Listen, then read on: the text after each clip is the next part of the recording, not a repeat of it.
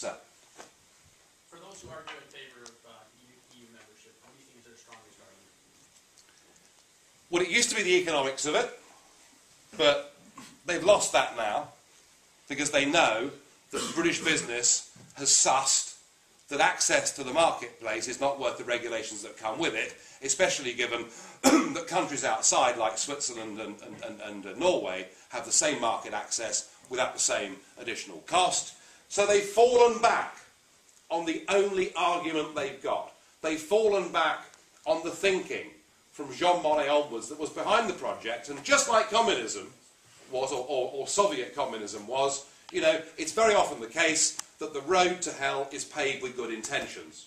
All right? Imagine if you were French. It's a very difficult thing to do, I know. But imagine if you were, you know, and 1945 comes along. You know, you've just been through two catastrophic, disastrous world wars.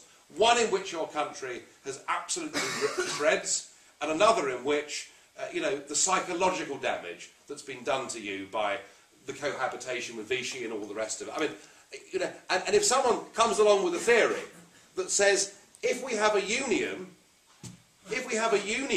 with Germany, there'll never be another war, well, my goodness me, you can see that's a very tempting idea, can't you?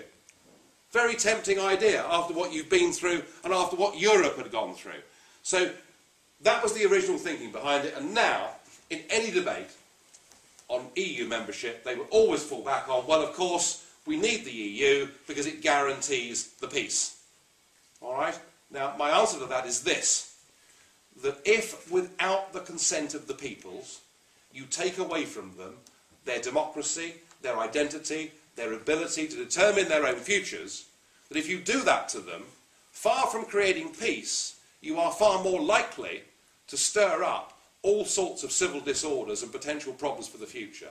And the best example I can give you of that is the thinking that happened post-Versailles with the Treaty of Paris in 1920, when the great and the good said, look, we can't have all these ridiculous little Balkan countries with their own tin pot princes and their own parliaments and their own currencies, and this is absolutely hopeless. We can't have them going around shooting each other, causing world wars. We've got a solution for the Balkans. We're going to call it Yugoslavia. And we're going to give them one currency, and one government, and one flag, and one anthem, and one army, and once we've done that, there'll never be war again in the Balkans. Well, they might have held it together under communism and Tito, but once it had gone, and once he'd gone, we've seen things like the Srebrenica massacre. We saw Kosovo just last year declaring its own independence, and nobody would be brave enough and bold enough to predict that we hadn't seen the last of problems in the Balkans, as they now fight and are prepared to die to get back the states they had pre the Treaty of Paris. You can only federate. You can only do these things with the full-hearted consent of the peoples involved, and in this European project, that has been absent from the very beginning. They've never told us the truth about any of this, and even when people in referendums have the temerity to vote no, they're told they've got it wrong and they're asked to vote again. Not a recipe, sir, I would suggest, for peace and harmony long term. At a practical level, what do you see as the best strategy for a party like UKIP? Is it, in fact, to try to influence the national government through national elections and attempt to effect a withdrawal from the EU? Or do you think there's something to be said for cooperation with other Eurosceptic parties within the European Parliament to attempt to dismantle the mechanisms of power of the EU internally? I cooperate with the other Eurosceptic group, the other reasonable Eurosceptic groups. And the second part to that question, which sort of parties, anti-immigration, regional autonomy, green, whatever parties do you see the UKIP having most in common with? Look, I cooperate, have done for 10 years, nearly 11 years in the European Parliament. I cooperate with other Eurosceptic groups in that Parliament. But it's becoming increasingly hard to do so. Because what's happening is the reaction to this, and it's back to the last question, the reaction to this is becoming increasingly extreme. It's becoming increasingly, I mean, I could, align with the Greek Communist Party. I mean, they're more anti-EU than I am, but I'd rather not. Certainly, and there's nobody in this room who's a libertarian that would either.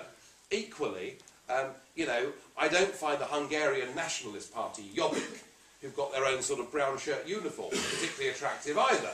And that's the problem. People feel their identity is being taken away.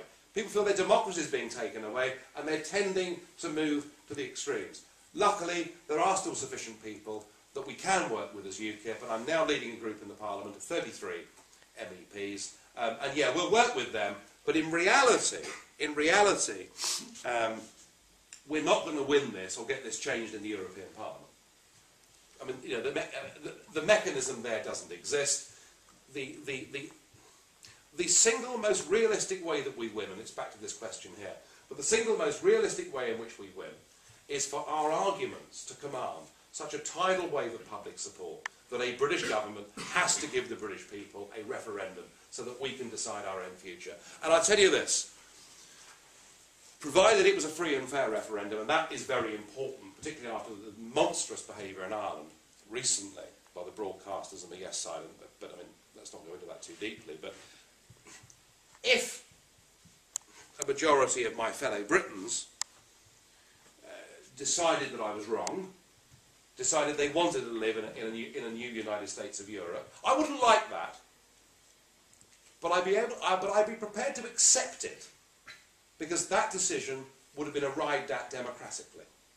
But what I am not prepared to accept, and why I've packed up a career in business to come and do all this nonsense, is I'm not prepared to accept a group of utterly gutless, spineless, useless career politicians in our two main parties who've led us up the garden path on this for over 3 decades without ever having the courage to tell us the truth about their intentions or ever consulting me. I've never been asked to express my opinion on this, and I will fight against the so-and-sos as long as I can. If the British people don't want it, I can live with it. I won't like it, but I'm not having it done to me just by politicians.